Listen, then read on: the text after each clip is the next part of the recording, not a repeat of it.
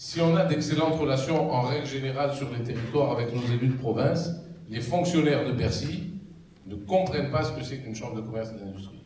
Établissement public de l'État, avec des collaborateurs, et là-dedans, au milieu, on a foutu des mecs élus, des patrons. Mais de quoi ils se mêlent? Parce qu'il n'est pas encore arrivé au cerveau de tous que le développement économique, ça repose sur des patrons. Alors notre président de la République l'a dit enfin, que l'emploi a été créé par les entreprises. Les premières déclarations de Manu nous laissent à penser qu'il n'a pas tout compris encore. Ça va être compliqué, parce qu'il y a aussi des options qui existent.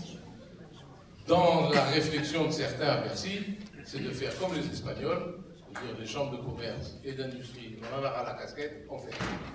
Aujourd'hui, on est au pied du mur, et je ne vous cache pas que je me suis fait tout un tas de nouveaux ennemis, en particulier au niveau de notre chambre de commerce et d'industrie de région, puisque j'ai commis un document dans lequel j'explique qu'à mon sens, la bonne dimension pour la région Provence-Alpes-Côte d'Azur, c'est 2 grandes CCI et une CCI de région.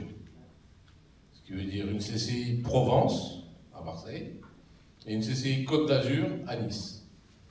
Vous imaginez que ceux qui se voient disparaître de la carte consulaire n'entendent pas de cette oreille-là. Mais malheureusement, l'efficacité est à ce prix. Puis je me suis rendu compte, j'étais vachement fier de moi, j'ai dit qu'il a inventé un truc d'enfer.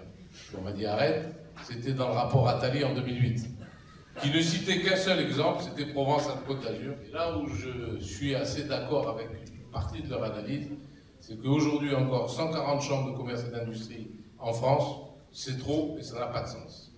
La question qui se pose à nous aujourd'hui, c'est est-ce qu'on est capable d'être intelligent? Est-ce qu'on est capable de faire des propositions avant que les propositions nous arrivent sous forme de texte depuis les ministères? Le développement économique, ça ne s'invente pas. L'emploi, ça ne se crée pas sur une décision ministérielle. Il faut de temps en temps écouter les chefs d'entreprise qui n'ont pas forcément que des bêtises à dire.